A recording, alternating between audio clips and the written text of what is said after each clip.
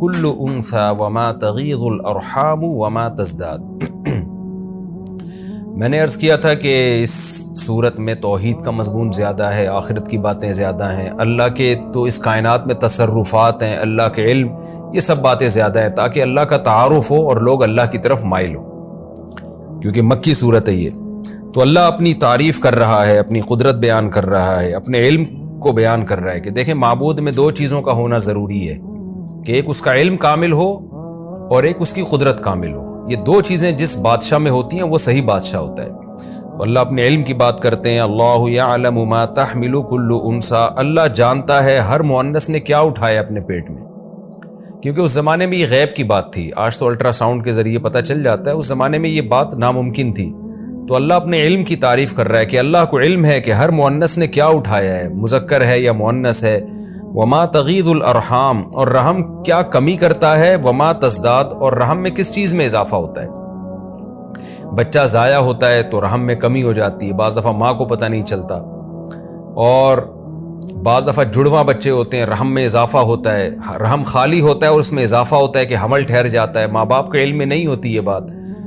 تو اللہ حمل سے متعلق تمام تصرفات کو جانتا ہے، جو کہ اس زمانے میں جن کا پہچاننا تقریباً ناممکن تھا۔ وَكُلُّ شَيْءٍ عِندَهُ بِمِقْدَار، اور ہر چیز اس کے پاس ایک خاص اندازے سے، یعنی تقدیر میں لکھی ہوئی ہے، اس کا علم ایسا کامل ہے، اس کا سب پتہ ہے اس کو، اور اس کے پاس یہ سب چیزیں پہلے سے طے شدہ ہیں کہ کس کو کتنی روزی ملے گی، کس کے ساتھ کیا حالات ہوں گے، یہ سب اندازہ پہلے سے لگایا جا چکا ہے۔ عالم الغیب، اور غیب کو جانتا ہے، والشہادہ، اور ظاہر باتوں کو جانتا ہے۔ الکبیر، بڑا ہے، المتعال،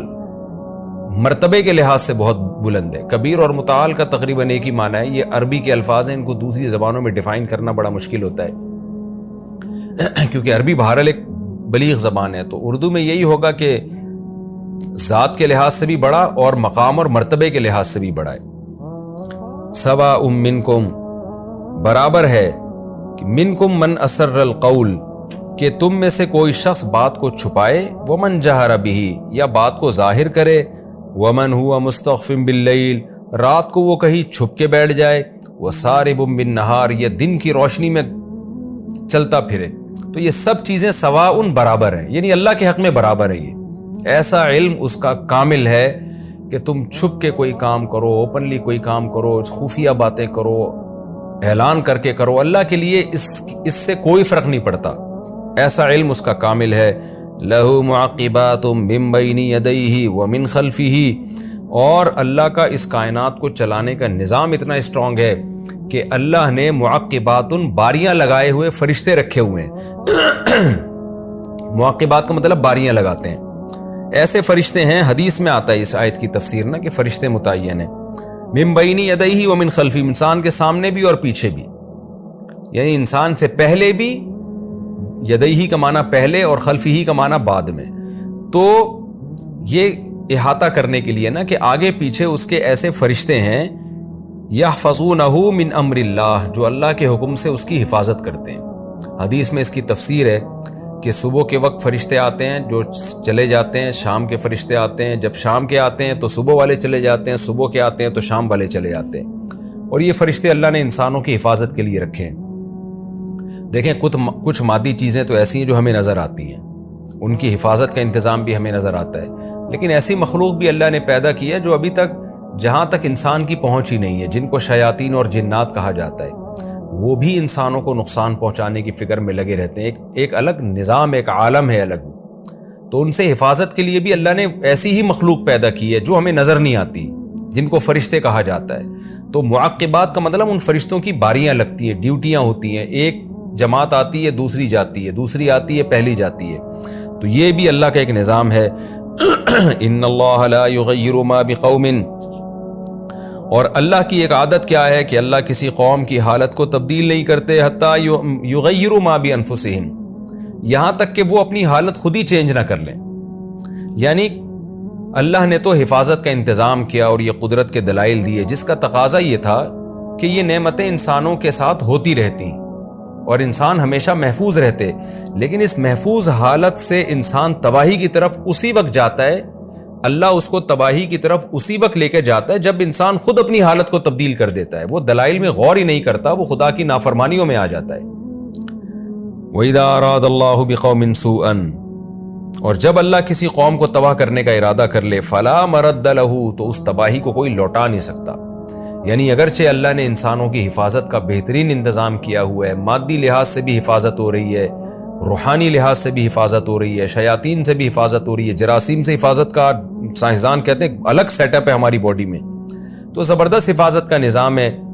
لیکن جب اللہ کسی قوم کو تباہ کرنے کا ارادہ کر لے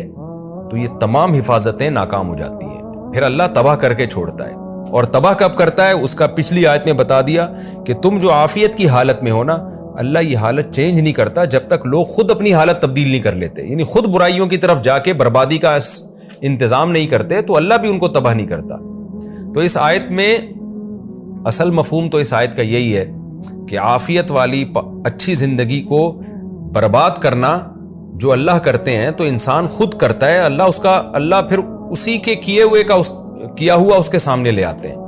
تو جو قومیں بھی تباہ برباد ہو رہی ہیں، ترقیوں سے تنزل کی طرف جا رہی ہیں، لے کے تو اللہ جا رہا ہے لیکن انہی کی بدعمالیوں کے سبب لے جا رہا ہے۔ تو اسی آیت کے مفہوم سے یہ بھی پتہ چلتا ہے کہ خوشحالی بھی انسان کی اپنی محنت سے آتی ہے، یعنی کوئی قوم پست ہو، اللہ اس کی حالت کو تبدیل کر کے بلند کر دے تو اللہ یہ کام جب ہی کرتا ہے جب وہ قوم بھی اس کے لیے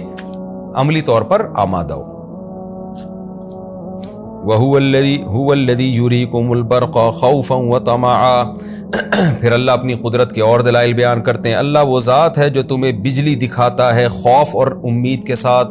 کیسے بجلیاں کڑکتی ہیں اور کیسے اللہ کا ایک جلال اور قدرت ظاہر ہوتی ہے۔ اس بجلی میں خوف بھی ہوتا ہے کہ لوگ ڈر جاتے ہیں اور امیدیں بھی ہوتی ہیں کہ بارش ہوگی۔ وَيُنْشِئُ السَّحَابَ الثِّقَالَ، اور بڑے بڑے پانی سے بوجھل بادل وہ آسمانوں پہ اٹھاتا ہے، کیسے سمندر سے بادل اٹھتے ہیں۔ یہاں انشاء کا لفظ ہے اٹھانے کا، تو اس میں بھی حالانکہ اس وقت عربوں کو یہ بات معلوم نہیں تھی کہ بادل جو ہے زمین سے اٹھ کے بنتے ہیں، آسمان کی طرف جاتے ہیں، تو یہ بھی ایک ایسی بات قرآن نے بیان کی ہے جو سائنس سے ثابت ہو چکی ہے۔ تو انشاء کا مطلب اللہ اٹھاتے ہیں، تو یہ زمین سے پانی اٹھتا ہے، آسمانوں کی طرف جاتا ہے اور اللہ ان کو اٹھا کے چلاتا ہے۔ وَيُسَبِّحُ الرَّعْدُ بِحَمْدِهِ، اور یہ تو بادلوں کی جو گرج ہے یہ اللہ کی حمد و ثنا کرتی ہیں۔ تسبیح کا مطلب یہ بیان کرتی ہیں کہ اللہ ہر عیب سے پاک ہے، تحمید کا مطلب اللہ کی تعریف بھی کرتے ہیں کہ ساری خوبیاں اس میں ہیں۔ تو روایات سے ہمیں پتہ چلتا ہے کہ رعد ایک فرشتے کا نام بھی ہے، تو جو بادلوں پر معمور ہے تو فرشتہ بھی اللہ کی حمد و ثنا کرتا ہوگا۔ اور اگر ہم رعد کا لفظی معنی مراد لیتے ہیں تو یہ بزبان حال یہ کائنات اللہ کی حمد و ثنا کر رہی ہے۔ بادل جب گرجتے ہیں تو اس میں اللہ کی کبریائی بھی ظاہر ہوتی ہے۔ وَالْمَلَائِكَةُ مِنْ خِيفَتِهِ، اور فرشتے بھی اللہ کے خوف سے، اللہ کے ایک خشیت جو ہے اس سے اللہ کی حمد و ثنا کرتے ہیں۔ وَيُرْسِلُ الصَّوَاعِقَ، اور کڑکتی ہوئی بجلیوں کو بھیجتا ہے، فَيُصِيبُ بِهَا مَن يَشَاءُ، ان بجلیوں کو پہنچاتا ہے جس کو چاہتا ہے۔ وَهُمْ يُجَادِلُونَ فِي اللَّهِ، اللہ اپنی قدرت کے یہ کرشمے دکھاتا ہے اور لوگ اللہ کے بارے میں جھگڑا کر رہے ہوتے ہیں، لوگ اسی بحث میں لگے ہوئے ہوتے ہیں کہ اللہ ہے یا نہیں ہے، وہ ایک ہے یا ایک سے زائد ہے، اور پھر اس کے حکام کیا ہیں، وہ اپنی قدرت کے نمونے دکھا رہا ہے اور لوگ اسی بحث میں الجھے ہوئے ہیں۔ وَهُوَ شَدِيدُ الْمِحَالِ، اور وہ شدید قوت والا ہے، طاقت والا ہے۔ لَهُ دَعْوَةُ الْحَقِّ، اب اللہ نے اتنے دلائل دینے کے بعد جو مدعا تھا وہ بیان کیا ہے، اسی کے لیے حق دعوت ہے۔ دعوت کا معنی پکارنا، یہاں یعنی حقیقی پکار اللہ ہی کے لیے ہے، کیونکہ حقیقی پکار کا لائق وہ ہوتا ہے جو اس پکار کا جواب بھی دے۔ تو تم اگر اللہ کو پکارو گے تو وہ تو تمہاری فریاد رسی کر سکتا ہے، اللہ کے علاوہ معبودوں کو پکارو گے تو آگے اس کی مثال آ رہی ہے کہ اس کا پکارنا بالکل لغو اور باطل ہے، آگے مثال سے اللہ سمجھائیں گے۔ تو جس کو پکارنے کا کوئی فائدہ ہی نہیں ہے اس کی دعوت باطل ہے، اور اللہ کو پکارنے کا چونکہ فائدہ ہے لہذا اللہ کی دعوت کیا ہے، وہ حق کا پکارنا ہے۔ تو حق کا پکارنا، جس کا حق ہو اس کو تو پکارا جائے گا، اور جس کو پکارنے کا کوئی فائدہ ہی نہ ہو ان معبودوں کو کیوں خدا بنا رکھا ہے۔ لہو دعوت الحق، اس اللہ ہی کے لیے ہے حق کا پکارنا۔ والذین یدعون من دونہ، اور اللہ کے سوا جن کو یہ لوگ پکارتے ہیں ان کا پکارنا حق کا پکارنا نہیں ہے۔ کیوں؟ وجہ اس کی یہ ہے، لا یستجیبون لہم بشیء، یہ لوگ ان پکارنے والوں کی پکار کا کچھ بھی جواب نہیں دے سکتے، اور ان کی مثال ہے سوائے اتنا جواب دے سکتے ہیں، یعنی آگے مثال تو یہ آ رہی ہے کہ جواب دے سکتے ہیں، لیکن اس مثال سے پتہ چلے گا کہ وہ جواب دینا نہ دینا برابر ہے۔ الا کباسط کفیہ، اس شخص کی طرح کہ جس نے اپنی دونوں ہتھیلیاں پھیلائی ہوئی ہوں الی الماء، پانی کی طرف۔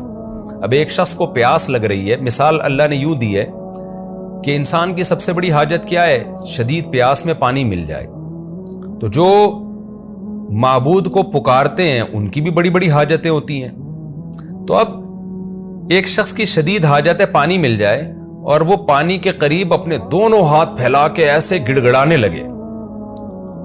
اور کہ پانی کو پکارنے لگے کہ تو آ جا تو آ جا، تو ساری زندگی پکارتا رہے گا، جذبات اس کے رہیں گے لیکن کچھ بھی فائدہ نہیں ہوگا۔ تو بڑی پیاری مثال دی ہے قرآن نے کہ جو معبودوں کو پکارتے ہیں نا بڑی لجاجت کے ساتھ، روتے ہیں دھوتے ہیں، تو وہ یہ سمجھ رہے ہوتے ہیں کہ ہمارے اس طرح سے رونے سے اور اس طرح قربانی دینے سے کچھ تو فائدہ ہوگا نا، یہ جو جھوٹا خدا ہے جس کو ہم نے اصل خدا بنایا ہوا ہے تو شاید تھوڑا بہت تو ہماری مدد کر دے ہمارے رونے کو اور ہماری مجبوری کو دیکھ کے۔ یعنی دیکھیں نا، جو کسی کو پکارتا ہے نا عبادت کے لیے، دعائیں مانگتا ہے، تو دعاؤں میں بعض دفعہ وہ بہت زیادہ مجبور ہو جاتا ہے نا۔ لوگ کیا کہتے ہیں کہ مزاروں میں جانا شروع ہو جاتے ہیں۔ اب ان سے کہا جائے یار ان مزاروں میں تمہیں کیا ملے گا، وہ کہتے ہیں یار ہمیں جو مصیبت پہنچی ہے نا وہ تمہیں نہیں پہنچی، ہم مجبور ہو کے آ رہے ہیں، اور پھر وہاں جا کے بہت روتے دھوتے ہیں، سجدے کرتے ہیں۔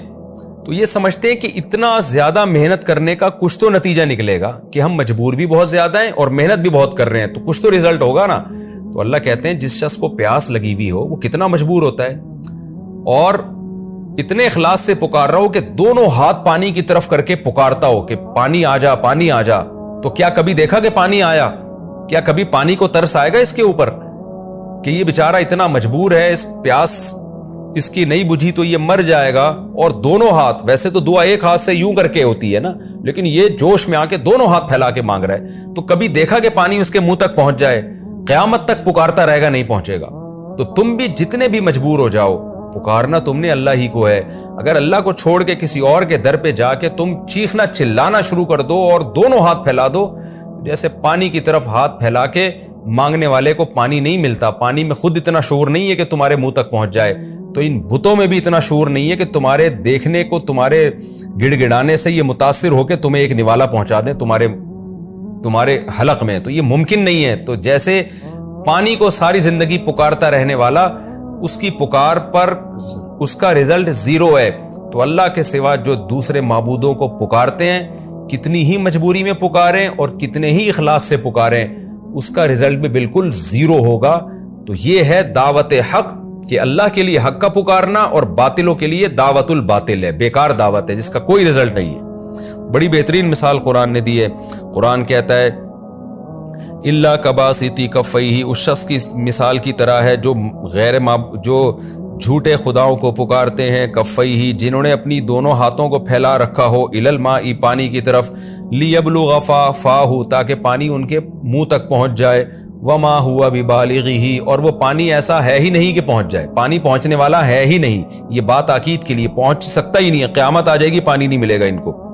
وما دعاء الکافرین الا فی ضلال، اور کافر کا پکارنا نہیں ہے مگر بیکار، ضلال بیکار اور لغو کو بھی کہتے ہیں، کوئی رزلٹ نکلنے والا نہیں ہے، محنتیں ضائع ہو رہی ہیں۔ وَلِلَّهِ يَسْجُدُ مَن فِي السَّمَاوَاتِ وَالْأَرْضِ، اب اللہ اپنی قدرت بیان کر رہے ہیں کہ پکارو اس ذات کو جس کے لیے پوری کائنات اس کے آگے سجدہ کر رہی ہے۔ سجدہ کا مطلب کیا ہے؟ اس کی اطاعت میں، کیونکہ ہم جب سر جھکا کے سجدہ کرتے ہیں تو اپنا گویا سر مکمل تسلیم کر دیتے ہیں، مکمل اپنے آپ کو سپرد کر دیتے ہیں۔ تو اللہ کہتے ہیں پوری کائنات مجھے سجدہ کر رہی ہے، یعنی میرے سامنے سر جھکا کے سجدے میں ہے پوری کائنات، سورج بھی، چاند بھی، ستارے بھی، سب میرے سامنے جھکے ہوئے ہیں، تو طاقتور تو میں ہوں، تو میں تمہاری فریاد رسی کروں گا۔ وَلِلَّهِ يَسْجُدُ مَن فِي السَّمَاوَاتِ، جو مخلوق آسمانوں میں ہے اور جو زمین میں ہے، سب کی سب اللہ کو سجدہ کر رہی ہے، طوعاً، کچھ خوشی سے اللہ کی اطاعت کر رہے ہیں، وَكَرْهًا، اور کچھ زبردستی۔ زبردستی کا مطلب یہ کہ کچھ دنیا میں ایسی مخلوق بھی ہے جو نہیں چاہتے ہم اللہ کے فرما بردار بنے، لیکن حکم ان پر بھی اللہ کا چل رہا ہے۔ یہاں فرما برداری سے مراد شریعت پہ چلنا نہیں ہے، بلکہ اللہ کے حکم کے آگے سر جھکا دینا۔